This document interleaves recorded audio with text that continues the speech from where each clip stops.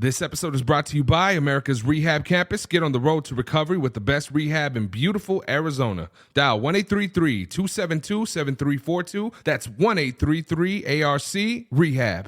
Ladies and gentlemen, you are now tuned in to the ARCast.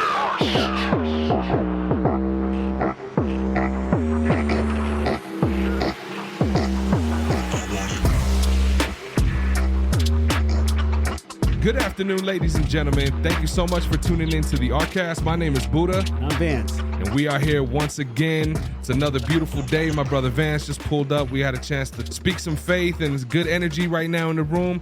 I have a guest in here right now that I'm very blessed to have. We had an opportunity to chop it up on social media through the ARC page and stuff, and my brother here told me that he's been doing good for a while. He looks good, and we got him here in the studio to share his testimony. Ladies and gentlemen, put your hands together for my boy LP. What's up, dude? What's up? How you doing, man? I'm doing wonderful, man. I'm doing wonderful. I gotta say, it's the coolest feeling in the world to be able to run up to that front lobby, right? And to see the people that we're bringing back here with huge smiles on their face. Right. How you been feeling?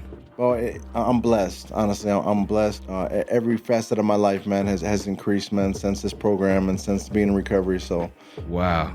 How much time you got on now? Well, it'll be 3 years, March 1st. Oh, congratulations. 3 years. That's beautiful. Should I give him awesome. one more? Please give him another one. All right, man. 3 years. So, wow, 3 years. And I heard you guys just got back. You said you went to, what'd you guys do for the New Year's? Well, for the New Year's, we celebrated with our NA family here in Tucson. Okay. Streams of the Desert Church always throws on a big get-together for people in recovery.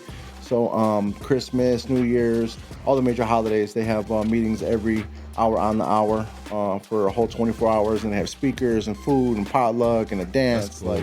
Yeah.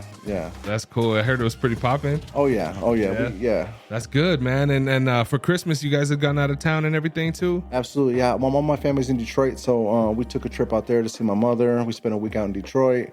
Got to bring my son out there, who's 12 years old. He hasn't been out there since he was 7, so... That's cool. Yeah, it was a beautiful time, bro. It was a beautiful time. Well, that's what's up, man. Well, it's a pleasure to have you in here. You know, a form of the ARCast, we typically start from the beginning. You know, we kind of let people know where you started at to where you're at now, and we're going to build up to. By the way, I just want to say thanks for being that godly dad, because I wish my dad would have been clean when I was. How old is your son again? He's 12 now. Guess what? My dad still, I love my dad to this day, but he's still using it. So I give God praise that, you know what, you're that father that's clean. It's a beautiful thing, man. I was that dad that raised my kids, but I was using the whole time until I was 50 years old. So many of them struggle, but they're starting to get clean now too. Nice. Heck yeah. Hey, but the Lord's using you, man. He's using you, bro. You know what I'm saying? And we all have a different story, a different testimony, man. We always say what the enemy meant for evil, God's going to use for good. That's it. true. That's true. Thanks for saying you're blessed. Yeah, absolutely. That's right. So where are you from, bro? I'm from Detroit, Michigan. Born and raised? I was actually born in Houston. My family was just out there at the time when they had me, but we moved right back after I was born. My mother and father were working out there in Houston, but raised in Detroit. Went to school in Detroit. Yeah, to like elementary school, middle school? High school. Supposed to be high school. You know what I mean? My story includes incarceration from a young age. Yeah. So right from the beginning, 12 years old, 13 years old, it was over. Right from the beginning. Wow. The Detroit lifestyle is wild. You know what I mean? Especially back then, there was a huge gang influence. You know what I mean? The city was pretty tore up. Now going back, it looked pretty good when we went back. This is 20-some years later. It was a little cleaned up. You know, and they're starting to do something good with the city now, which is a beautiful thing to see. But not when I was there. When I grew up there, the gang influence is very heavy. You just reminded me, because guess where I was from? New Jersey, and that's one of the biggest gangs in America. Oh yeah. Man. Yeah. So how old are you? I'm 40. You're 40. Yeah. Okay, so you were there like during when gangster rap and all of those were starting. That was like developing. Like the 80s and 90s in Detroit were no joke, man. Right. No joke. And were those gang members out there like they were doing in New Jersey? Were they murderers, or just gangs? Oh yeah, it was one of the murder capitals. Right. Going on year after year after year. Yeah. Police dying. People in the city dying. Yeah. Constant funerals going through elementary school, junior high. Yeah. Like it was just, you kind of get used to it. I guess you don't know any better if you're in it, right? So I was born in it. I grew up in it, and then you just kind of becomes a way of life. Yeah. I've always heard of Detroit as being like, that's where they make a lot of vehicles and cars and stuff like that too. Yeah, Motor City. Yeah, is it still like that? I've never been out there, so I'm like, I'm trying to live vicariously. Like, yeah, well, I mean, we got a chance to go out there this last year a bunch. We're doing a lot of traveling. I was working in and out of Baltimore, and so we got a chance to go to Detroit, see the family, go to the auto show out there. Is insane. You know, it's a big deal. how was the culture before we go like dive in? I'm just curious as like a huge hip hop fan and somebody like before Eminem and all them came out, you know, how was the culture of like hip hop back then in Detroit? Was there people that were popping out there? It was cool. You know what I mean? You had like a lot of local rappers, you know. Oh, okay. A lot of local stuff like that. But we grew up like more Bone than anything. Bone It's Thugs, right there. Cleveland, okay. Yeah, Cleveland's that's cool. right there. So we grew up on a lot of Bone and in that atmosphere. You had dudes out of Detroit like Isham and like even ICP came out of there. Yeah. You know, so you had those guys coming up and seeing them in the city and stuff like that. But nothing huge until M hit. Bro, that was a wild time in the music industry for me, at least as a young like man. TRL and like always being on that every day, waiting for Carson Daly to come out. Wow. Yeah. You just remind me back in the day, guys, because I was part of that pagan music thing back in the day too. I was. Yep. I still fall victim sometimes, man. Every time I put on some music, it's hard for me. That's one of my. Hard, huh? It is. It's hard. It took me 50 years to come out of it. Well, it's the influence, right? You grow up, you love it. You love it. You know what the Bible says? Those who love the world they don't belong to God. Correct. No, correct. It's true. It's true. I guess for me, it's just being like outspoken. Having an artist, one of my biggest influences was just having somebody who spoke for the traviesos and the people that felt like they didn't have a voice, because I felt like I didn't have a voice. You know what I mean? Right. But that's cool though. Thank you for kind of feeling transparency, brother. Yeah. Appreciate that. Well, that's the influence that drives us. Also, even from like a young age, like I'm seeking approval, I'm seeking validation around me, and I'm getting that through music, right? Because we're looking up to everyone that's doing all the wrong things. That was me back in the day. Wow. Everything. Yeah. You know what I mean? If they're robbing, if they're stealing, if they're hustling, if they're murdering, whatever it is, like we're glorifying that. We want to be like them. 100%. I want to be like it. And matter of fact, I'm going to train myself nonstop every single day of my life until I feel like I've reached that point. Thanks for reminding me of my old self, man. Isn't that crazy to think how impressionable, like you see some of the stuff and it's like, wow, I can't believe it. Now I was just watching the thing online that was talking about all these successful celebrities and artists that I grew up listening to back then, and how most of them are broke. They ain't got no money, no 401ks. They don't got any mortgages, any house, anything like financial. It's like, it's crazy. I'm glad that's biblical too, because guess what it said? Even when they die, they ain't gonna have no money. Yeah. It's crazy. Yeah, you can't take it with you. You can't take it with you. That's right. So all the way up to high school, bro. Did you have siblings growing up too? I do. I have a younger sister, about 2 years younger than me. Okay. You know, me and my mother in the house. Dad wasn't around. You know, typical situation that we deal with. He was. I would see him every now and again. You know what I mean? Every year or two. You know, he'd come drop something off, or we'd go for a visit. But you know, I grew up with just me, my mother, and my sister in Detroit, and my mother is an alcoholic. You know, was an alcoholic pretty bad back then. And we were poor. I mean, that's the best way. We were just poor, just super poor. Like no sugared cereal ever in my entire life. Poor, right? Like the food boxes from the church. Poor. We didn't have a whole lot. You know what I mean? So like being there and seeing that, even like all the families around us, like it was just it was a sad way to grow. You know what I mean? Because you always want something. You want something. You know what I mean? And we grew up off like hand-me-downs, no home phone, no TV in the house. You know what I mean? My mom was using pretty tough back then, so it was rough, man. It was rough. And what about your father? How come he wasn't there? Did he have addictions as well? He does not. Not that I know of. My mom always says like he was a good dude, just not a great father. Yeah. You know, they split up as a result of her addiction, if you ask him, which I could see being true, being the situation. And I don't know, he just wasn't around, man. Wow. Wasn't around, yeah.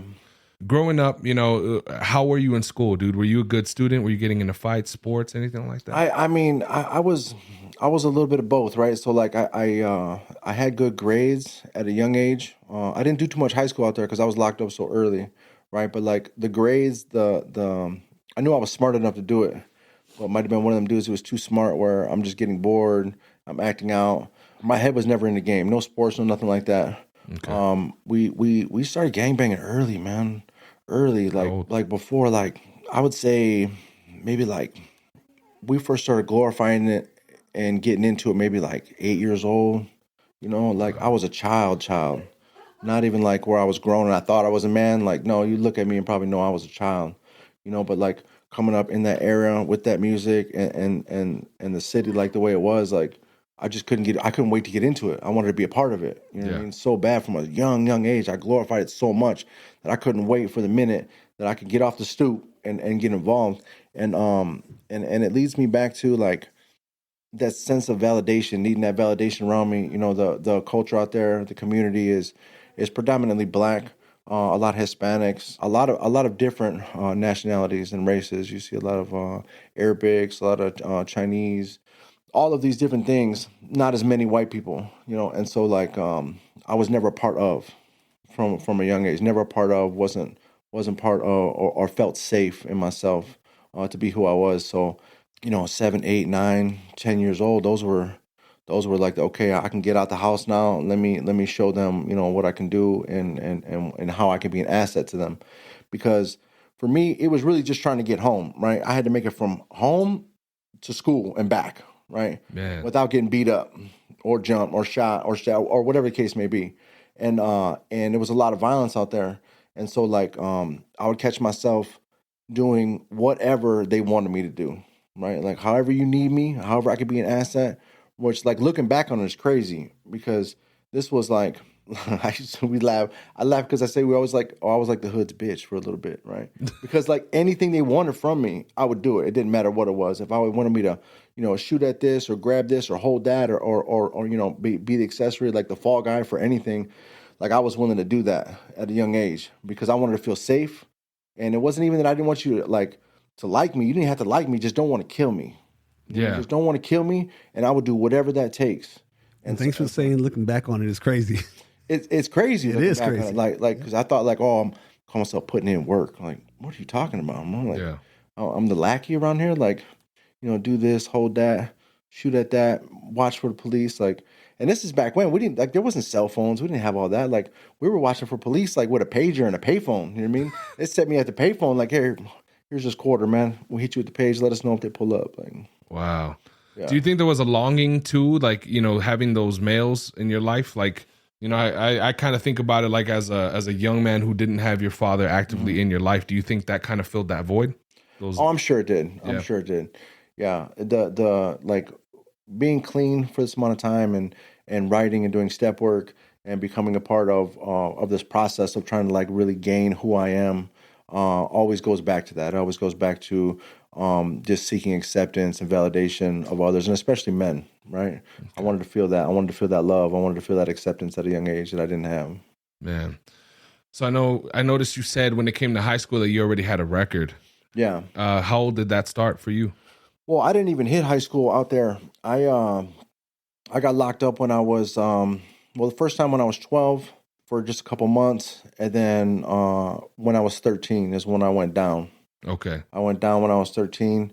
I came home. I was almost 22. Oh, really? Yeah. So, and that just goes with that same lifestyle. Like I'm out here, like I'm willing to do whatever, however, whenever I can to prove myself, and they laid me down for it. What caused you to get locked up? I had a series of felonies, 9 felonies at the age of 13. What kind of felonies did you have? I had a armed robbery, conspiracy to armed robbery, a felony firearms, kidnapping, larcenies, assault. I mean, we were out robbing. That's 90s shit, right? That we were out robbing. Like it wasn't even, people weren't even glorifying hustling back then. It was like, who's the stick up man? You know what I mean? Those are the toughest dudes out there. Those are the dudes actually putting in work. And so, I became part of that culture real young. Real young. Yeah. Getting locked up so early, bro. Yeah. I could only imagine. I mean, you're still growing mentally, physically. Absolutely. Was there like a depression? Like, how did you feel when you knew that you were going to be out for so long? It wasn't supposed to be that long. It was supposed to be until I turned 18 or 17. They were going to let me out. Basically, the whole juvenile, the rest of your juvenile days, we're going to keep you locked up. So they would move me from facility to facility, placement to placement. So I went to a lot of juvenile facilities, youth authority, for men. And honestly, man, it was, I'm going to tell you something. It was the first time that I would actually shut that door, right? And I was that young. And I remember sliding down on the back of the door and kind of breathing like one big breath and thinking like, I'm safe. Wow. Like I'm safe. Like for the first time in all this running and gunning and being in these streets, like it's the first time that I knew like nobody could get to me right now. You know what I mean? And then even leaving out of that room, like it's on. There's no guns. Like we're gonna be just fine. Like we could fight all you want to. You can beat me up all you want to, right? But there was no firearms and there was no immediate death around me. So like looking back on it's a lot different than going through it, because when I was going through it, it was just like, I don't know, it is what it is. Like yeah, I don't think I went through like a depression. I think I was just still in there trying to do the same thing, like trying to link up with people doing the wrong thing, trying to prove myself, trying to, whatever test was given to me, I was ready to do it. It's interesting to hear you say, the fear of like, man, I'm safe now. Yeah. Being locked up and having your rights and your life pretty much taken away from you for a number of years. For you to be, that's your thought is I'm safe. It kind of, when you were running and gunning and living that type of life, did you have anybody that you could confide in, like any real friends, any type of real relationships like that? No, nothing like that. No, nothing like that. Just a bunch of people that used me for my own ignorance at the time. Man, you know what I mean? And your family, as far as your sister and your mother, did you guys maintain a relationship? Oh with yeah, them? yeah. My sister did pretty well. She went through her own bouts, in and out of, getting a little trouble here and there, nothing major. My mom, she continued to use, but throughout that, like my mom was always there, held me down no matter what. That's good. Emotionally, she was there for me. Mentally, she was there for me.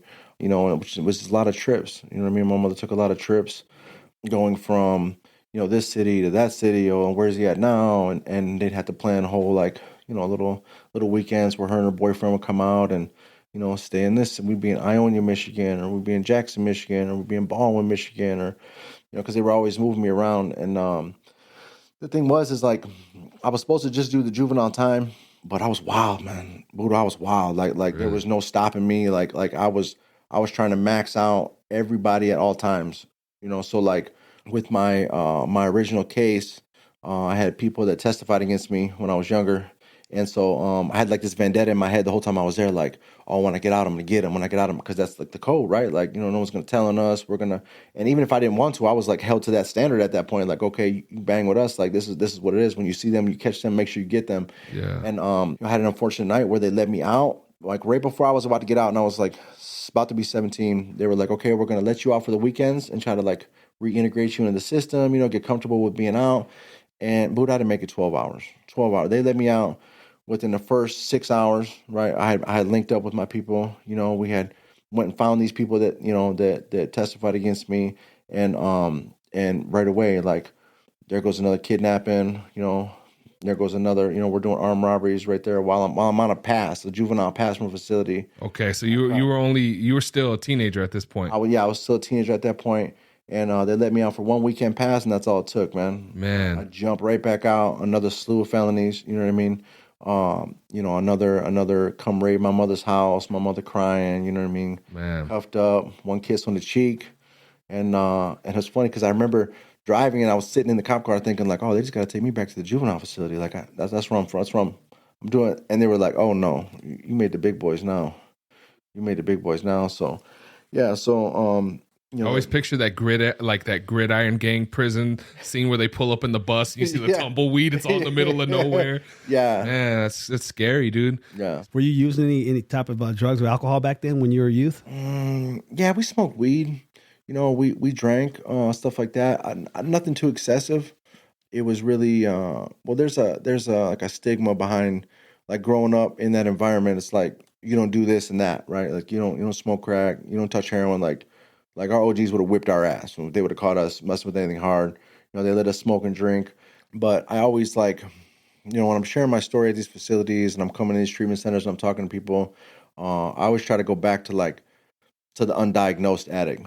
Like before I even had a substance in me or a substance that controlled me, man, like the addictive tendencies that come along with needing acceptance and needing validation from other people and just trying to fill that hole, trying to fill that hole with anything that I can. Mm-hmm. So I definitely had a lot of addictive tendencies before then, but it wasn't until I got out of prison the first time that that actually had issues with substances and stuff like that on a regular basis. It's interesting to me because what I've noticed a lot growing up is, I think men, typically as men, right, we have this, it's almost like, it's like a bullshit thought process that we have where we feel like it's a weakness to show emotion. Oh, right? yeah, 100%. But having a son, and you have a son, you see how sensitive young boys are and how they feel, right? So it's like we get these voids that we feel, from not having our father or having, a lack of that positive role model. And it's like because of those insecurities, it's like whoever's willing to fill that void, we're willing to do whatever. We just need acceptance. We need acceptance. Please accept me. 100%. And I could only imagine that fueled even worse getting into a prison or a juvenile, because now you're meeting OGs, people that are locked up, people that have done some crazy crimes and stuff, and hearing how politics works from Ray with the prisons. It's like you got to get in where you fit in or else you're going to get hurt. You know? It's interesting to me how, like you said, how we all experienced that at some point. You were in Detroit this entire time. The entire time. How was that, brother, when you finally got out of prison at 22 years old? It was surreal. You don't realize how certain things affect you as far as like your environment, like even like walking into a mall, like I've been gone all this time, and you don't realize like I've seen the same 3 colors for 9 years. You know what I mean? Yeah. Like, and then you come in and then boom, and there's all these lights, all these people, and all this movement, and it was a bit much. I never even thought about that. You said even with the colors, you had the prison colors, your uniform. That's about it. That's it, bro. You ain't seen no pink Stanley cups at Target. No. You ain't seen nothing like that. I had like a little mini panic attack just walking into the mall because I couldn't. It was too much. You know what I mean? I hadn't seen that, that much movement and that much color and that much noise like that. It was it definitely changed me. You know what I mean? Being down that long at that young, it definitely changed me, and not for the better. Like there was no rehabilitation in any of that. No. You know what I mean? None of that. As a matter of fact, it was the opposite. It was like, okay, I'm going to sharpen all these skills, right? And I'm going to learn to be the worst version of me I can possibly be. That's another interesting thing that you said is there was no correctional, there was no fixing. It just kind of took you down that. When you initially got out, what were you into? Were you working? Were you able to hold down a job? Anything like that? Were you looking for work? Yeah, I got a job right away. I went to a couple of different jobs. I used to cook back when, so that's cool. But really I was writing, you know what I mean? Because I wrote music the whole time that I was there, which was like my outlet, my vent, my sharpen my skill set. I was trying to master that craft. Still am. That's cool. And so I spent, that's like the one beautiful thing that I got out of that. You know what I mean? It was like almost a decade worth of lyrics and a decade worth of me and be able to vent and put pen to paper and try to, it's therapeutic. It's a beautiful thing. I know I heard you saying right now that you write a lot, right? Yeah, so I know that you made music and stuff like that, right? You still recording? What are you doing? I'm definitely writing still. Yeah. Have you ever been in the studio? I have been in the studio, not since I've been clean on this run right now. Okay. So that day is definitely to come. Okay. We had the chance just recently. I had a chance to perform at one of these NA conventions that we have here in Tucson. Okay. NA convention last year, which was a trip. You know what I mean? It was cool to see because you write your whole life, right? And then I'm writing where my life's at, right? So before it was like, everything, the life I was living, right? Yeah. Which is pretty much trash if you look back on it, right? The same thing, the things I'm glorifying, the things I'm acting out on.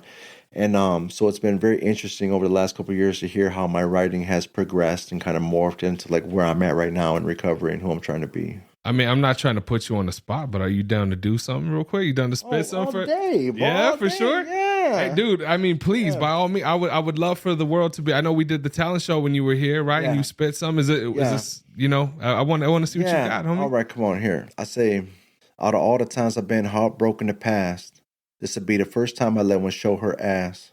This would be the last time I put her over the cash, because they both come quick, but her don't last.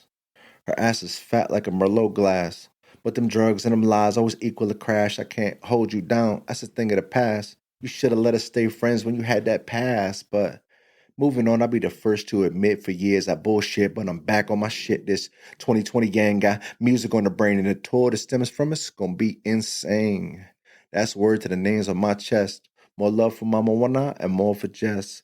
More love for Eric too. Please forgive me for the mess. I wasn't trying to bring you down. I was just living through the stress. living through the chaos, confusing, abusing everything I could because my spirit wasn't good. My wings needed growth. My heart needed healing. I couldn't help myself because I couldn't feel feelings. It took the fellowship for me to be found, and they lives in my heart like a king in his crown. Mariel held me down, even though I was a clown. Lord knows that I regret it, and I know how that sounds. I can't imagine how she feels right now, like I'm a lion and a snake, but I'm not that now. How Paul died, how? I ain't saying he let me down, I'm saying, how can I look up to him if he is in the ground? My sound, my vision, my glory. If I could stay clean, I could share my story. I will stay clean because of those before me. Plus, when I'm high, I feel like God ignores me. It's fucked up, I'm begging another chance. Too many of my mans, tattooed, praying hands in the system, missing, pissing away. All them years that they give us, we just give them away. So every 10 years or so, I dig deep in my soul, try and break that mold and recreate what I know. And what I know, you reap what you sow. Explains 10 long years in the hole, no parole, just 23 and 1. Fighting without a gun, fighting as I'm writing because I'm missing my son. And I know his mother probably just don't understand. She's like, you call yourself a man, but you ain't here for a little man. And I know that ain't the plan. I ain't arguing, I'm saying I'm just praying every day that they take that pain away. That's word to Jay. Let the dynasty play. In my little 10x8, reading credits off the tapes. I made mistakes, maneuvered around the fake. She little homie, he a snake, a little doty to the face. Yeah, she blow me out straight, but she knowing I need space. So it's back in the 88, two-tone it radiate. M&P hit like Mr. Tito with his semi-spray. Y'all want the semi-play? I learned you about the AHK, but wait. I'm trying to change my ways, so that cage living inspired today's vision. They spitting my written displays a Detroit Piston. Plus Detroit made me like GM in the 80s. Amongst all these crack babies, I'm knowing my mama raised me with honor, love, and patience. Humble conversations. Knowing that she waiting for the day that I'm not caged in. We have the same dream. We on the same team. My boy's eyes like the sky. We have the same genes. Meek Millie the way the boy about to chase dreams. Plus at 18, I graduated to State Bing. They threw me on a 5-year with weirdos and diehards. I just try hard to flow authentic, relentless at your door like Sinaloa sentence. The game I apprenticed for 30 long years. And all we had to show is fucking tattooed tears. Acting like we don't care, we just put it in the air. Let the heroin push the pain somewhere deep into despair. It's amazing we still here after all these fucking years of opiate ingestions like demonic possession, the way it takes our possessions and leaves us sick and stressed. And you think we'd be sick of the shit, but we just looking for the next one. And that's where the blessings come. Through the rain, somewhere deep inside, we learn how to survive through the pain. The lies and the shame, the lies are so lame. Someone speak the fuck up if you have cried through some shame. I'm tired of the games. So I'm going to end this right here. I know we say just for today, but this is our year. Give it up. Yeah, bro. Yeah. That is awesome. Yeah. Hey, dude, that was an honor, bro. You are the first person since we've done this podcast, episode 90-something. I don't know when this one's coming out, but you are the first person to come and spit something live like that. Let's go, so bro. Thank you, brother. I appreciate Anytime, that. Bro. Anytime, man. That's cool. You know we got to get you back for part 2. Oh, I'm with it, bro. All right. I'm with it. And I'm writing constantly, so I'll bring you something else. That's really, really awesome, man. Thank you so much for sharing that. Yeah, no problem, brother. Man, I don't even know how we get back to your story after that. I'm like completely. That's awesome. So what ended up happening? How did you coming to Arizona? How did all of that take place? So I got out of prison. I had little to no guidance around me. Still, you know, the people that I had in my life were for shit as far as like role models go or anything like that. So I spent years, almost 5 years, violating, going back, which is really where my substance abuse kind of really kicked in, was right there, because I wasn't catching new cases. I had no new felonies at the time, but like I couldn't stay clean. So I got out, you know, I got a real taste for something a little harder, right? Cocaine at first, mixed with alcohol, marijuana, stuff like that.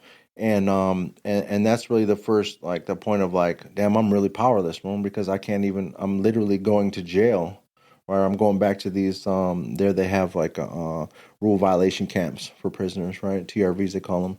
And so I would go back, you know, 30 days, 90 days, 60 days. And I couldn't get off parole. And so I had a girlfriend that I was with at the time. She had family out here. And so I was with her, and I had reunited with my father a little bit. I had some time when I finally got out to touch base with him. And there's a little city up in Michigan called Houghton Lake. And he said, well, come on up here. Like, you know, just get out of the city, you know, because, you know, the city is, it's just live, man.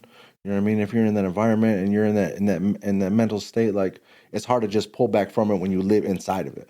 Yeah. You know what I mean? And who was this that told you this? My father. Your birth father? Yeah, wow. My brother. Yeah, I linked up with him. He had no contact while I was locked up, right? Which I've done some writing on, no contact. But I did link up with him when I got out, and he said, come on up here.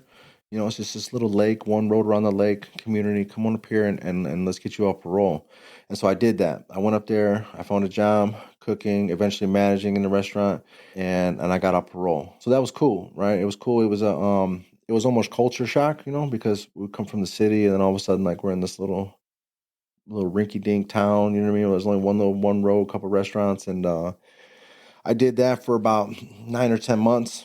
And then the girlfriend that I had at the time, she had family out here, and she said, "Well, my grandmother's about to pass away. We want to go check it out, go spend some time with her." And I was like, "Okay, let's go." And so we came out here, and I fell in love right away. You know what I mean?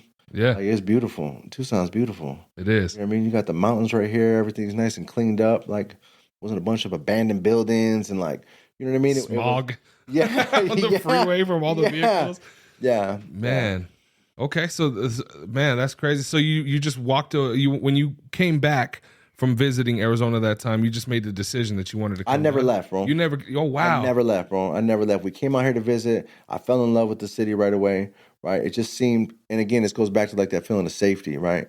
Right. Looking from the outside in, like it seems safe. Yeah. Right. It seems safe. It's beautiful. It looks like a postcard. You got the mountain right here. Like, I was like, hold on, like, yeah, I'm not going back there. Wow.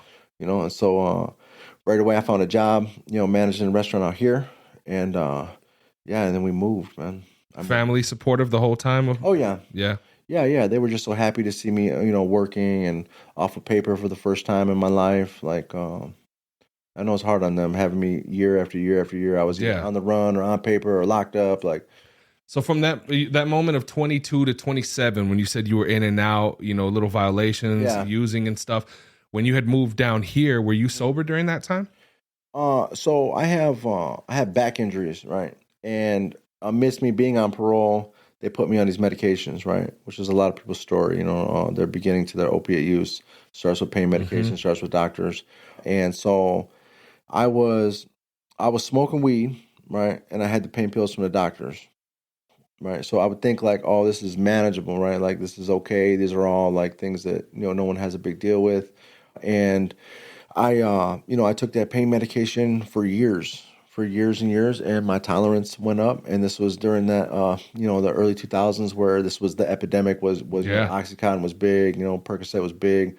We were just watching the Hulu special, the Dope Sick special. That show is crazy, huh? Well, right. And I'm literally like watching it, and my resentment's building, man, as I'm watching it, right? Because that's exactly what they did to me. Every time I went in, they were like, "Oh, it's fine. We're just going to up the dose. Oh, you need methadone with the Percocet pills? Oh, that's fine. We'll do that. Oh, you need these? Oh, you need that?" Every time I went in, they would up the dose and even use that term breakthrough pain that they used on the show. Really? I promise you, I remember going to a doctor here and saying, "Okay, that's fine. We'll give you this to stabilize you, and we'll give you this for breakthrough pain." So when we were watching that, I was thinking, "Damn, I got man." I was on the other end of that.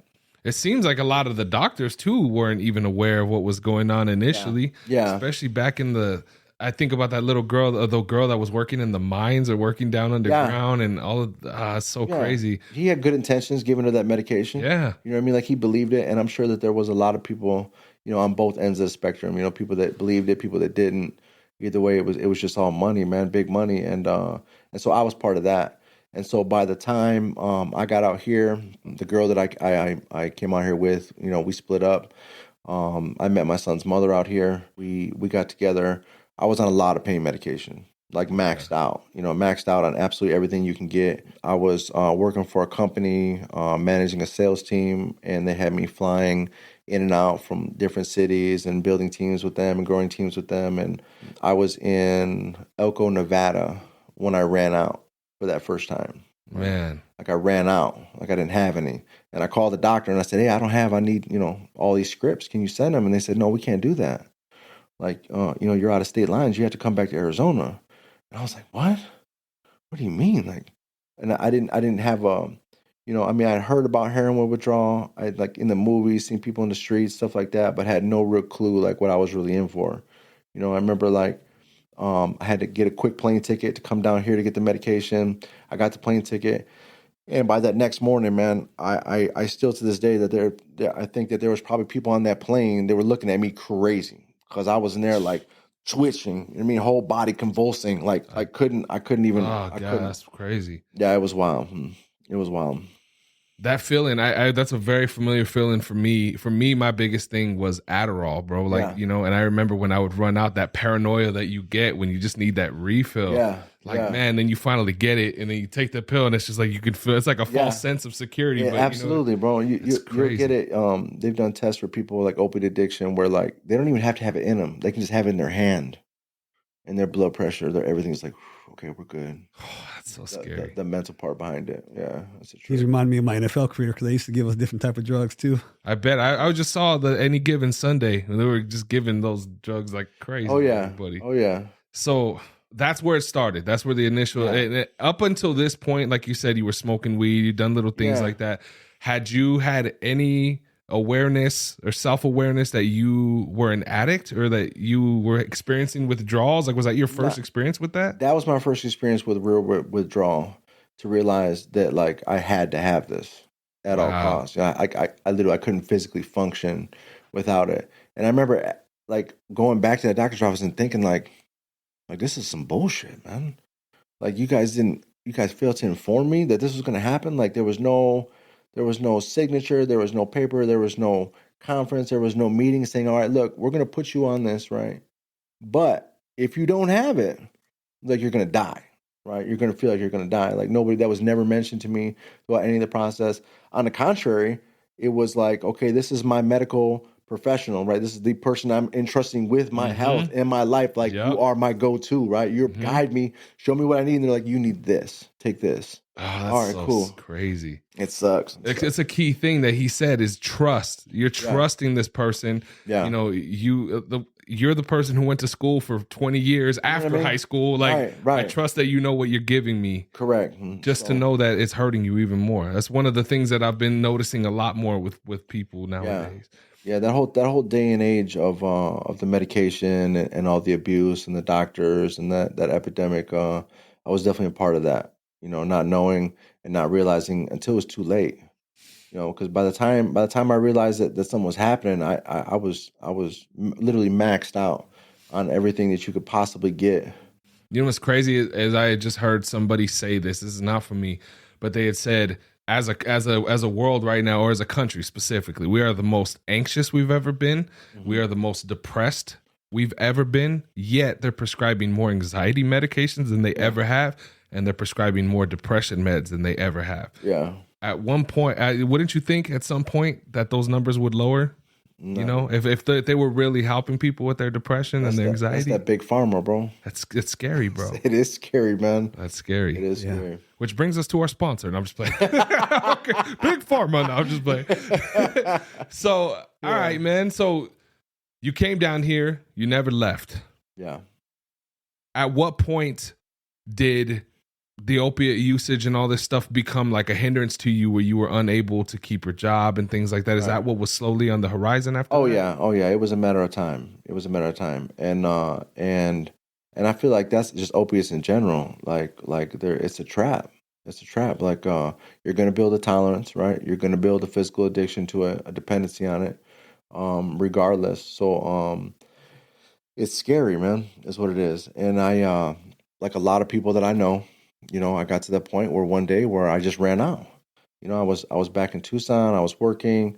I ran out, and someone was like, "Well, here, sniff this, and you'll be fine." You know, and I did, and that was my introduction to heroin out here in Tucson. And then it was a wrap after that. Like that becomes like the one true love, man. The one true like I found it. You know, it's cheaper, it's more accessible, it's right here. Why would I be on the streets trying to buy pills from people? Yeah. When I can get this right here. And for me, you know, hustling became a part of that because it was like, okay, well, I'm not just gonna buy it. Like if I sell a little bit, you know, I'll be just fine. Like I'll be able to support myself and I won't have to pay for it. And that's really where like my dive. That's why I nosedive. That was the devil coming after you. Yeah, that absolutely. And I really feel like it was the devil coming after me, and it was him using all these years of training myself to lie and to manipulate and to use people and to be this good talker and to be able to, get what I wanted from people and navigate my way through the city. And I feel like he was like, all right, well, here, hold this, right? Make sure you need that. And I love listening to brothers' testimonies and even the ladies' testimonies, because I get to sit here and just listen and just go straight to scripture, because I'm a minister. Yeah. And I get to say, wow, that's biblical. That's biblical what's coming out of that person's mouth. It is, man. We used to say, when I was talking to some friends of mine, like, it's not like you just working for the devil, right? Or you just working for the evil forces that be. It's like he wants to level you up. You know what I mean? Like, oh, I want you not just poison yourself. Can you poison the people around you? Would you mind, please? Oh, matter of fact, you want to be, and here we are glorifying, like, using dope, selling dope, right? Oh, I'm gonna sell dope on a bigger level. Oh, I'm interstate. I'm over here. And in reality, it's like, okay, well, can you poison more people and more people? And matter of fact, can you hold down this whole side of the country for me? Yeah. Right? Well, here I am glorifying it when I'm like low-key a lieutenant. That's biblical too, because you're either a child of God or a child of the devil. There's no in between. Yeah. Yep. Yeah. I always think back to, like, when you would hear people back in, like how you said, it was about you did a little coke or you smoked a little weed, but that was it. OGs wouldn't let you do anything crazy because they knew. Because that you don't want to do that, right? But it's equally okay for you to sell all of this shit to family members and mothers and fathers and kids and and it's that warped thought process. Yeah. Man, that's crazy. So, and for the people that don't understand addiction, that have never experienced that, you said that somebody had offered you a pill or they had offered you heroin and said, here, sniff this, try this, right? Yeah. Correct me if I'm wrong, but there was probably no reservations of fear of trying this because your disparity of the way that you were feeling on the inside. I would have done anything. Yeah, just to get rid of that feeling. Anything. Like I don't have a history of needle use or anything like that, but if it had been presented to me, I'm sure I would have been like, yeah, whatever it is, like, just take this off of me, man, because it's scary. Yeah, dope sick is it's insane, man. So this is around 28 years old, 27, 28 years old. Mm-hmm. Mm-hmm. How long did that continue, man? I mean, that continued, you know what I mean, until my son was born around that time. And, looking back, like, people always think that, oh, this will help you, or if you have a baby, that will save you, or all these outside reasons, right? If I get the job, if I go to school, if I have a wife, or I have a house, or whatever it is. And in reality, like, this is an inside job, man. This is an inside job, right? And if I don't have like a spiritual foundation, if I don't have a connection with my higher power, if I don't have things that are feeding my soul, right, then none of that is going to work, man. Yeah. Very temporarily, mind you. It might work for about 8 minutes, 2 days, 3 weeks, 2 months, whatever the case may be. And so, like, having the son, I thought, like, oh, this will help, right? Yeah. And no, like, I was in that hospital getting high in that bathroom when my son was born. Wow. You know what I mean? And mind you, it was a beautiful day in my life to have my son come into the world, man, and to be able to hold him and have him. But, like, I was in the grips, man, and that didn't end until recently. So I spent, all those years out here in and out of trouble, right? Because you can't, sell dope in the city and run around and steal stuff and be in these streets and not get in trouble out here. And I ended up going to prison out here, which was really one of my first real introductions to recovery. You know what I mean? I had seen some meetings before that. I've been to a lot of treatment centers, most of the treatment centers in Tucson, because I knew it was a problem. Like, there was no doubt. The calls are in so deep, right? And it's like, it's a problem, but, like, you're just helpless. Like, I got to have it. So I'll go out, detox, I'll come out and try it again, I'll fail. I'll go out, detox, I'll go to treatment center, I'll come out again, I'll fail. I'd go to jail for a little bit, I come out, I fail. Not realizing what was really wrong, right? So, like, coming in and out of all those treatment centers and all those detoxes, I got turned down to an NA meeting, and that was it. I got turned down to an NA meeting. Although I didn't stay clean after that first meeting, it definitely planted that seed, like, that there is a new way to live, and that there are people doing this, and this is the process.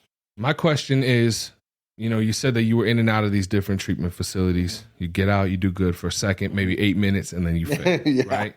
Was it the lack of looking inside? Like you said, it's inside work. Was it the lack of looking at that? Was it Was there like a moment of like where you had to change your life? Was it the higher power? Like, what was it that initially sparked you finally being like, man, like I really have to come to grips with this? I mean, I knew for a long time that it needed to happen. And I know that, like, for me, like, I was just lost, man.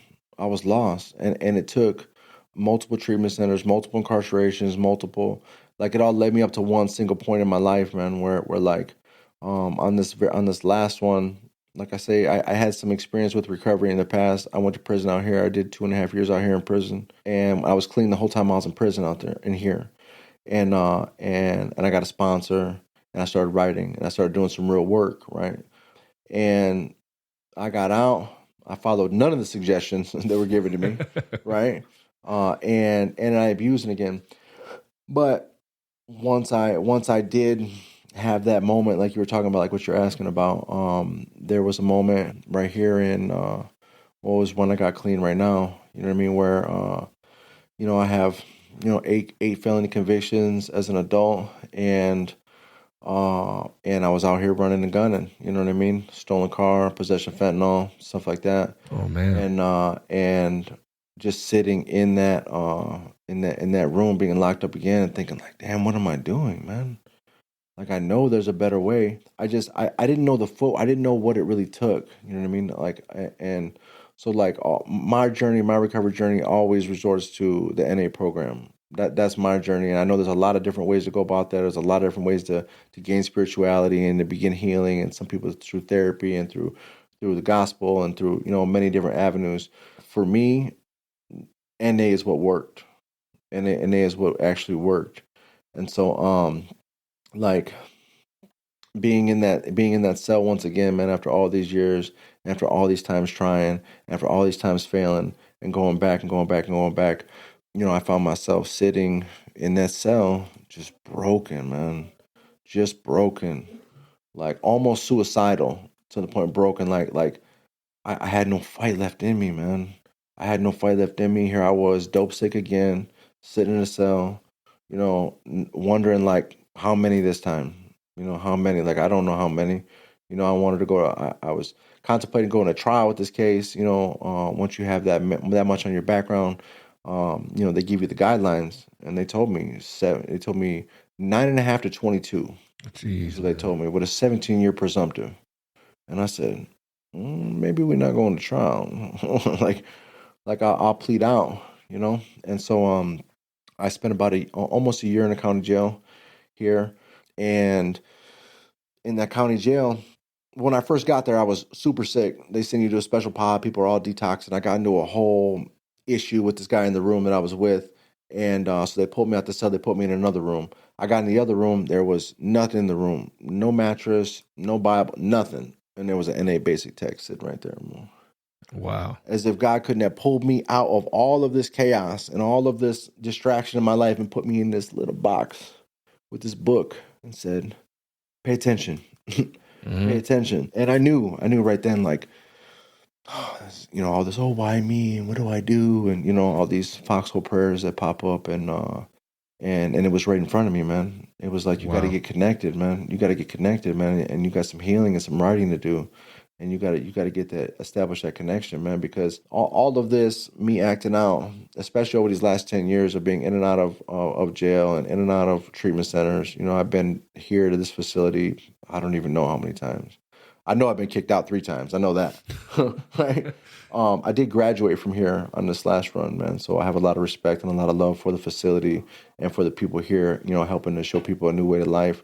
But throughout all of them, the one constant negative or the one constant, like what I don't have is that connection, right? Like that's where it's at. Like even all this work that I'm doing right now, is based on my foundational point is having that connection with my higher power. Yeah. Everything else I can build off after that, right? I can learn this, I can heal that, I can grow this, I can be a part of, like I can do all these things.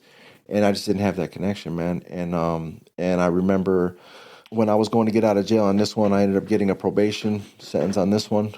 This last case, and I begged my probation officer. I said, "Let me go to treatment," and even she was like, "But you've been clean for 11 months." I've been in jail. I was like, Yeah, but that's not gonna Yeah. until what? You know, I just wanted to be able to come here and be in a safe environment, you know what I mean? And the ARC did that for me. You know, the ARC, they let me come in even though I had been clean for X amount of time. I just wanted to be able to reestablish and it was rough, man. It was rough because most guys getting out of jail, you know, they don't, that's the last thing they want to do. Like they want to go out, they want to see their girl, they want to get some food. Like you want to acclimate and throughout like being there, you know, going on that year, I just prayed and prayed and prayed, like, please just give me the strength, man. Please give me the strength. Please, I need the strength. I'm begging you for the strength. Like, and I would do that nonstop, month after month after month, because it's real easy to do right there, right? It's easy for me to kind of stay to myself in the jail and, you know, do my readings and stay in prayer. And at the time I had a girlfriend that was out here using. So this was like the big old, like, oh, what am I going to do? You know what I mean? Like she's out here, she's using, I'm on the phone with her, I'm doing video visits with her. You know, it was sad seeing it from the outside looking out, like I'm watching her sleep on the video. You know what I mean? Like slumped on the video. I'm like, babe, wake up. It's a red light. There's a green light, baby, go. Like, you know what I mean? She's like driving like just God, scary. Super scary. And so, you know, I had big fear. Coming around, getting out and being, you know, with her, seeing her. And, you know, this is one of the most pivotal points in my recovery right now because the probation officer dropped me off here. She had made this commitment to me that she was going to come to treatment once I got out, right? I said, all right, cool. So she came right here. We got right in the front of this building right here. Her and her mama pulled up. She had all my clothes, all her stuff packed up with her. You know, I said, all right, well, let's go. And she was like, well, hold on. She was like, I want to see you for a minute. And I was like, in what way? Like, she wanted to spend some time with me. You know, she wanted to, I don't even know. She was just like, well, hold on. Like, you know, you're home. Let me just, and I was literally so terrified to even be around her or to be alone with her. You know what I mean? Because right then, boom, there goes that addict-like tendency, right? That addict-like tendency says, well, I'm going to treatment anyways. I can get high. I might as well get high real quick. And I'm going into rehab. You know what I mean? And mind you, like I've sat across the street from this facility countless times, man, praying for the courage to come in here and couldn't do it. Getting high across the street from here, right? Getting high right here behind this restaurant, right? Like with the courage to come in, and couldn't do it. So I knew when I was sitting there talking to her, she was like, well, just let me see you for a minute. I said, yeah, I want to see my girl. Like, yeah, I've been gone. I want to get some food. I want to see my girl. I want to spend some time with her. But this is where the God shot comes into play. Like God put it in my heart, like, get in that facility, bro. Like, get safe. I need to be safe right now. You're literally in front. In the front here, right here. Yeah. All the stuff packed up. And that's like, when you came in? That is when I came in, man. She said, well, let me see you for a minute. I said, I can't do it. Just, well, I'll see you inside. Like, we're going to be here together. I'm going to see you. You know what I mean? She said, no. I just want to, and I said, no. You're not listening to me. And then even hit me with the, well, look, I forgot to get you hygiene. Let's just run across the street real quick to the store. I'll get you some hygiene. I can see you. And my fear was just telling me, like, this is the worst idea possible. Yeah.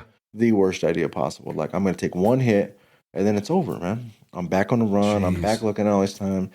And so I didn't. Like, I came in. I left her right out here, and she didn't come in. And so, you know, being here, it gave me that chance. I had already had a little bit of clean time, right? Because I've been here a lot of times. Yeah. I've been in and out of here. I've detoxed here a lot of times. And this was like the first chance that I had like a little bit of clean time behind me, so I wasn't foggy, right? All the other times I'm here, it's a pain. Like you're just getting out of detox. You can't think straight. You're super tired. You're up, you're down. You're like, oh, here, go to this class. Go do this. Oh, here's Buddha's going to run you through these exercises real quick, right? You're like, what? No apologies, bro. Right. But like, I didn't have that this time around. Like I had been clean for 11 months or so. So, like I was focused and I was ready and I was hungry. You know what I mean? And so I dove into every class, every writing assignment, every bit of the therapy that they had to offer here. You know what I mean? I graduated here. Went over to the IOP for a little bit, you know, had a chance to dig into that basic text because, IOP then was pretty heavily influenced by, you know, recovery in general as far as NA goes.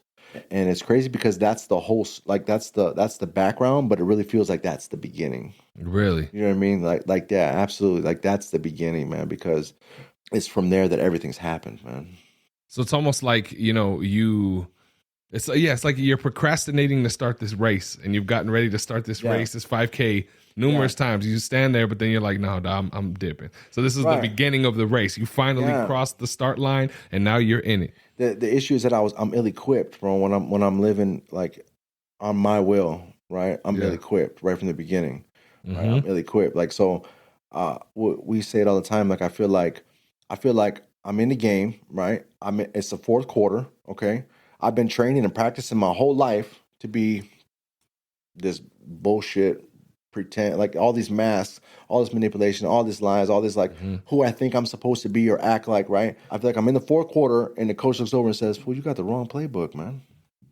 Yeah. Right? Like, I'm confused. Like, well, wait, what do you mean? What do you mean? Like, but I've been practicing so hard. I've been practicing for decade after decade, to craft or to sharpen this individual, to create this persona, and come to find out none of it's real. Like, what do you mean, man? Like, it's almost like I was a little devastated. Like, well, what now, man? Yeah. And that's where that step work comes into play. What do they say? The cuts that you experience in life is where the light can enter you. There you go. And I truly believe that, it's when you're at your darkest and deepest moments in life is when the Lord really speaks to you. Yeah. In fact, guess what Jesus said? Repent.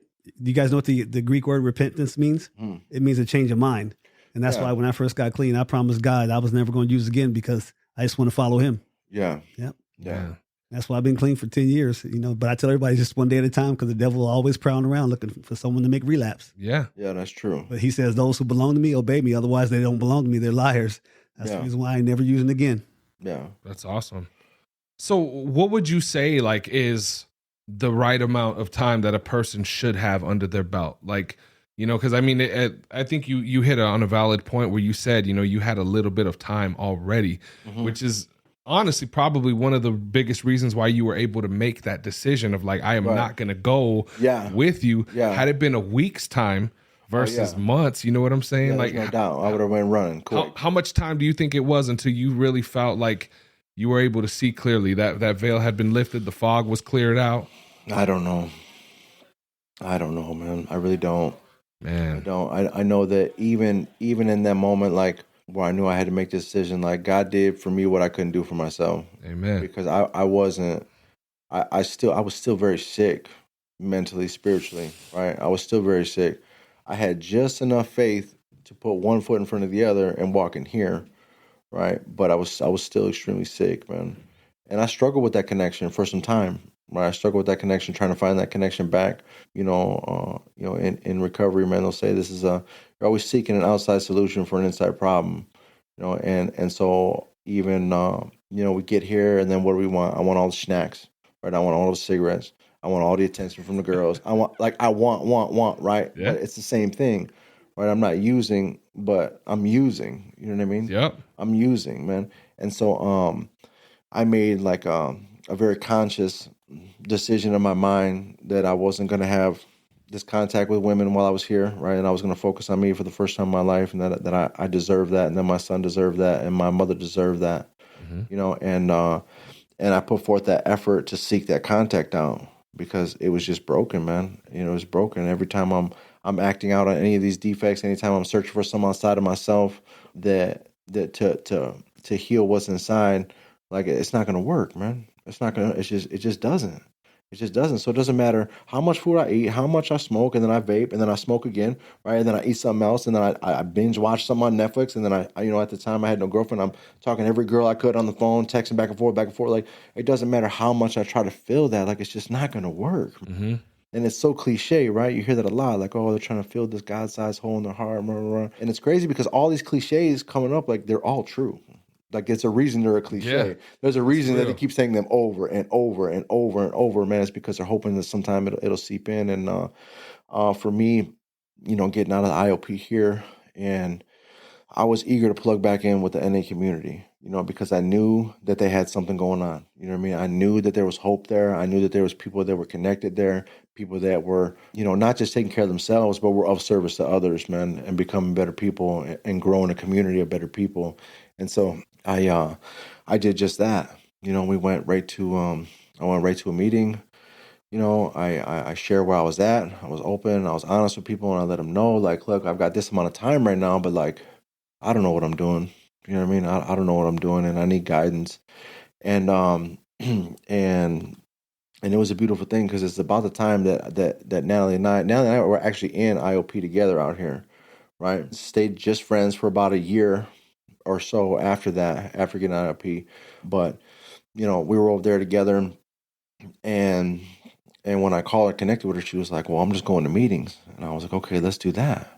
Right, so we did. So we went to meetings, and then we meeting hopped, and we went to the next meeting, and the next meeting, and the next meeting, and just got as many phone numbers as we could from people, and shared, as much as we could, as honest as we could, and then we ended up moving in together, before we were even like a couple or anything like that, but just off of this pure energy of like, we're trying to heal, right? We're trying to get better. We're trying to surround ourselves with people that are doing the right thing, and it's hard, and it takes a lot of courage, man, to put yourself, you get thrown back out into it, and then it's like the choice, like, well, what am I going to do? You know what I mean?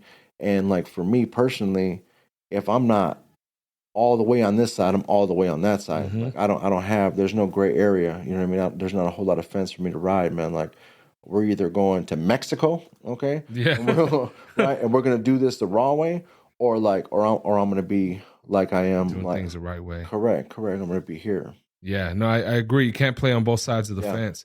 There was this really cool thing just to kind of share with both of you guys. It was a triangle, right? If you picture a triangle, and at the top of the triangle there was a cross, which indicated like God, right? Mm-hmm. And at the bottom, two corners of the triangle, there was two dots. And I saw this at a wedding, and it said these two dots represent you and your spouse or whoever it is that you're going to be with. He said the key is the closer you guys get to God, the closer you guys get to each other. So like that was like one of the things that I always think of, and that's one of the fundamental parts of my marriage is faith is like number one, bro. Yeah. You know what I mean? I just wanted to share that because that's always Yeah. something that I think about. Yeah, that's a beautiful thing, man. But I think that's incredible. Up until that point, did you have faith in your life at all? Was that ever a part of you growing up? Did you ever go to church or anything like that? No church growing up or anything like that. I did kind of almost a cliche locked up thing where, like, I read through some scripture. I went to some church when I was locked up here and there. Yeah. It was really like an energy thing. Like you could feel the spirit when you walk into somewhere, a place like that where people are praising or people are in worship, right? You can feel that energy. Mm-hmm. And so I would go for that feeling, right? But no real, no formal kind of a basic like that. Yeah. Yeah. God was still working on you. He was, but when it says that in our literature, man, it says that well before you believe, like, that God is working in your life, man. Mm-hmm. And I can see that at all these little turns, man, because I know that, like, I wasn't doing it, that's for sure, but yet and still, like, I stayed alive, you know what I mean, and I made it through all these things. I didn't find any of that until I started digging off into these 12 steps, man. Yeah. These 12 steps, I'm like a avid and firm believer, and that's the message that we pass. You know what I mean? Wherever we go. I come here once a month. I'm here once a month. That's cool. I'll be here this Sunday and the following Sunday, bringing an NA speaker in. Okay. You know what I mean? We've been doing that for over a year now. I didn't realize they were still doing that here. Oh, yeah. They used to do it during the week, but I didn't know they were doing it during the weekends. Yeah. That's cool. Sundays, 2:45. We get to bring an NA meeting in and get to bring some guys in and get some phone numbers from some people. And anybody from out there is allowed to come in to these meetings, or do you have to be alumni here? Is that inpatient or? No, so I have a service commitment with NA area service with a group called Hospitals Institutions, where we're able to facilitate meetings for people that don't have regular access. The inpatient clients? Mm-hmm. Okay. Yeah. Because the ILP clients, I drive to church every Sunday. Yeah. That's cool. Yeah. So the IOPs and stuff at a lot of these facilities will be able to go out to outside meetings. If they're in inpatient, they can't get to a regular meeting or don't have access to a meeting. That's one of my service commitments is on the HNI committee, where we're basically we're going to go in, we're going to pass this message, man. And in reality, it's about bridging that gap, right? Yes, sir. Because it's like, okay, you're here now, you feel good, right? You got a little clean time in you, right? You some things are starting good. You're starting to get some life in you. The cloud is lifted, but then what? You know what I mean? And so the goal is to show them, like, we're out here, right? And we can't wait. We can't wait for you to come home. You know what I mean? And so we go to a lot of facilities. Nana and I both, like, she has a commitment to this. She goes to a facility once a month. I just got another position with H&I where we're working on getting meetings into the penitentiaries out here. That's cool. So a lot of these last 2 years in specific has been a lot of writing, right? A lot of step work, a lot of meeting attendance, right? And a lot of being of service, man. Because that's how we keep all this, is being of service. So as time has gone on, and it's been a little bumpy road because we've had to travel. I work for a company that has me going back and forth from here to Baltimore, and so we were out here and so plugged into the NA Fellowship, right? And we're part of, and we're chairing meetings at our home group, and we're going to the facilities, and we're going to all these dances and all these cookouts and all these like we're NA is active out here, like super active, like there's always a fundraiser, there's always a convention, there's always a dance, there's a something throughout the entire year. You know what I mean? There's good fellowshipping, and on top of that, everyone that we're with is celebrating some kind of clean time. Oh, 1 year, 2 years, 5 years, 10 years, like, so we're always getting together and just tearing down these restaurants, man. Right? Just pulling in there. For her 1 year, I think we had like 60 people in this little ass restaurant. We're like, yeah, we're gonna need this whole section right here. Like, wow. Right. And so we're constantly doing that, and then we got pulled away. I said we'll come out here to Baltimore, and it was almost like starting over. You know what I mean? Because we were so deeply embedded and ingrained into this fellowship out here, man. That it was rough, man. At the same time, and don't get me wrong, we did what we had to do. Like, we went out there, we pulled up to a bunch of meetings, we didn't know anybody. We said, hey, my name's such and such, and and I need a phone number, I need a phone list, and we plugged in with that community right away. But it was a lot different. I have a lot of respect for Tucson, the fellowship out here, man, because it's strong. It's strong right here, and we're everywhere. Reminds me of you, like in the Bible, going into all these other different places and spreading the gospel, man. You guys are getting stuff started. Well, it is. It's cool, man. It's cool. And in reality, it's crazy because people say, like, it's crazy how God brought me to NA, but then NA brought me back to God. You know what I mean? Like, I didn't know what I was doing. I didn't. My will was running amok, and sure enough, it brought me to the rooms. And sure enough, the rooms and the writing and that therapeutic value of one addict helping another is what brought me back to my spirituality and my connection. Wow. LP, for anybody who's listening that may still be in active addiction right now, not knowing what could be better in my life. Like, it seems like every time I try and do right, the world is still hard. Life is still hard. It doesn't slow down. What advice could you give them, man? I'll tell you this, and I know this to be a fact in my life, man, that there is a new way to live. There is a new way to live, because, through promoting any kind of a spiritual process in yourself, where you're going to get connected, and you're going to get that fulfillment, like, things change, right? And I don't care how old you are, right? I don't care where you're from. I don't care the background, whether our stories are different or they're similar. Like, none of that even matters, man. What matters is the end result. So when I walk into a meeting and I see somebody that's had, let's say I know a guy, one of my first sponsors, right? OG, real OG, right? Like, all the affiliated tattoos, ran all the prison yards, did 25 years in prison, down for murder, shooting dope for 40 years. When I can see someone like that with 5 years clean, graduating U of A, starting a business, I mean, you can't tell me, like, anything is possible. Anything is possible, man. So that's the kind of hope and that's the kind of faith that I got being around these people, because I would literally look at them like, bro, what? You're doing what? Like, I know who you are, but you're doing what, man? Like, what? Like how? How? And it was real simple, man, for us. It was like, well, you get you a sponsor, you work some steps, you get you a home group, and you make sure you're of service, man, to others. And you build, and you do that again. It's the old rinse and repeat, man. It's funny because the recipe doesn't change, man. Yeah. It's the same recipe. It's blasted on all the walls in every room that we go in. It says the same thing, man. It says the same 12 steps, the same 12 traditions, man. And it's worked for a lot of people, man. So, me speaking to someone that's out there or that feels like, they're lost or they're broken, like we're here. We're here, man. And there's plenty of us that are living proof, man, that there is a new way to live. it just takes work, man. All of this takes work. All of this is only a daily thing. Like he was saying, like, this is just for today. Yeah. Yeah, I don't care if it's 10 years clean or 10 minutes clean, man. Like, this is just for today. So, and we work, man. It's a lot of work, man. It's biblical too, because you know what Jesus said? Faith without works is dead. Correct. Yep, absolutely. Yeah, you know, I can believe it. I believed it a long time ago. I believed that it could happen because I've seen it in other people's life. I believe that I knew I had come to the understanding or the realization that, like, I can't do this on my own. But without the works, you know what I mean? Without the works, nothing was happening, man. So yeah, this is a daily thing for me.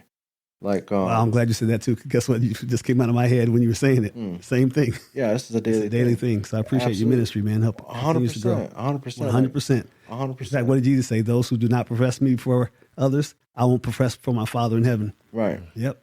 Yeah. So we're at the house right now.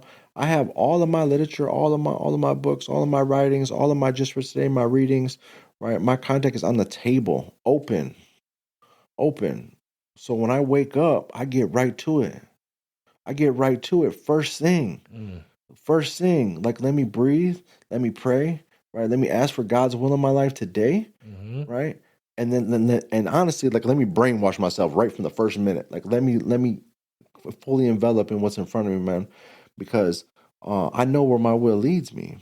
You know what I mean? And I have this fear that if I don't do that right from the beginning, man, that, like, and it might not be acting out in, like, using, it might not be acting out in stealing or anything like that.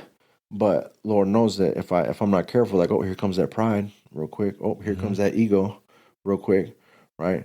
This is why, like, me asking for God's will in my life is a consistent, every day, all day kind of basis. You just now proved another prayer that I do all the time too, because guess what Jesus said when he was getting ready to get killed?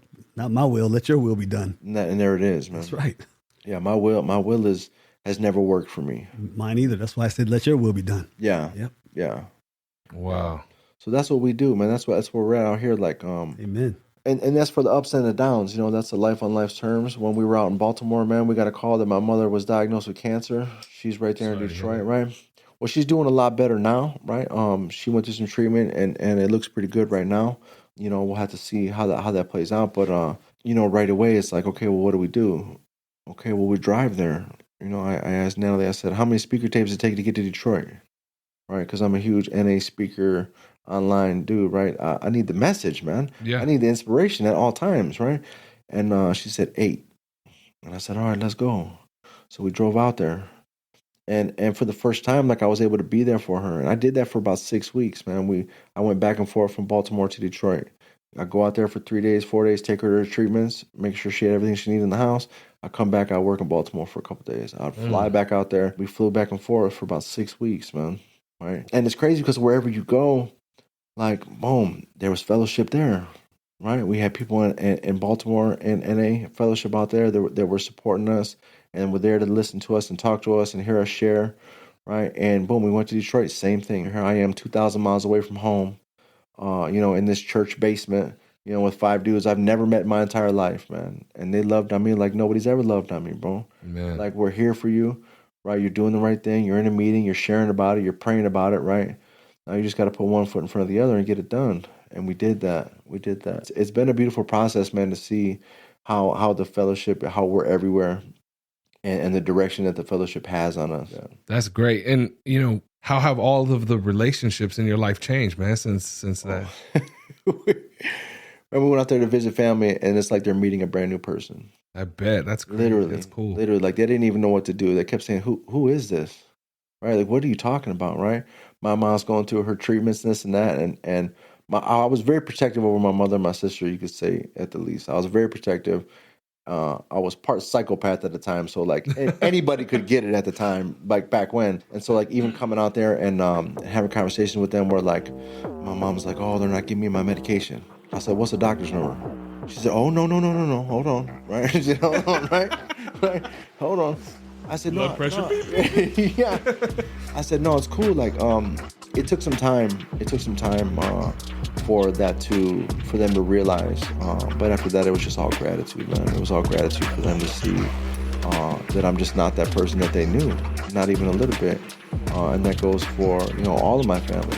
It's like re-meeting, you know, for the first time, meeting someone for the first time, man. Once they've grown their whole life a certain way, and then all of a sudden you put a little God's will in there, man, and everything just kind of hits different, man. My relationship with my son's mother is amazing. My son is amazing. My relationship with Natalie is amazing. Like I have a lot of people in my life that are good to me, and I'm good to them in return. You know what I mean? I have so many beautiful people in my life today as a result of this program, man. So many beautiful people. Yeah, I really appreciate that, because you just now validated another verse in 2 Corinthians 5:17. It says, when that new person comes, the old you is gone. Yeah. Yeah. Yeah, 100% is gone. Man, so, if anybody out there listening wants to get in contact with you, or, they want to be involved in what you guys are doing out there, how can they get in contact with you, brother? 520-822-7504. Say it one more time. 520-822-7504. The email address is recovery3821@gmail. Recovery3821@gmail. Right, yeah. That's awesome, man. I want to thank you so much for coming through. Miss Natalie, it's a pleasure having you as well. Let's give a round of applause. Everybody get up out your seat for our homeboy LP coming through, man. I want to ask if any of our listeners out there, if you have any friends or family, somebody who's struggling with addiction, maybe they want to know more about it, whatever it may be. We are here to offer hope to every single person out there, and we thank you guys for the continued support. Make sure to hit up LP. If you guys need anything, you guys can always hit me up if you want to come and share your testimony. But thank you guys so much for tuning in. We will see you on the next one. Much love and God bless. Peace. What's going on, everybody? This is Buddha from the ARCast, and I just wanted to thank you for checking out this week's episode. It means a lot, and if you could share it with a friend or a loved one, somebody in need in recovery, or maybe somebody who just needs that little bit of extra positivity in their life, we'd greatly appreciate it. If you would like to join us here on the ARCast, either in the studio live or online, hit us up. The links are down in the show notes of this episode, and on there, you can find direct links to our main website here at Americas Rehab Campus and all of our social media platforms. Follow us. We keep the posts positive and motivational, focused on recovery, health, and wellness. As you know, in this modern day and age, we need as much love as possible, y'all. And as always, if you or somebody you know is in need of substance abuse treatment, please don't hesitate to give us a call. We're open 24 hours a day, and our direct phone number is 1-833-272-7342. Once again, that phone number is 1-833-272-7342. I hope you all have a beautiful rest of your day. Much love and God bless. Peace.